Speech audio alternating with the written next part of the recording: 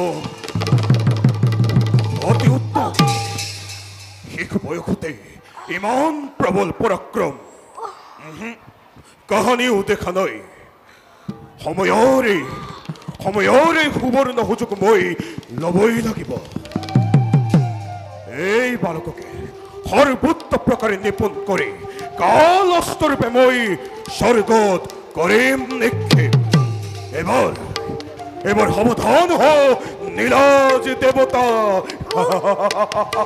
কোন আপনি কে বাহাদু মোকাই লক্ষ্য করে বারে বারে অত হাস্য কৰিব ধৰিছে? হে বালক, দৈত্য গুৰু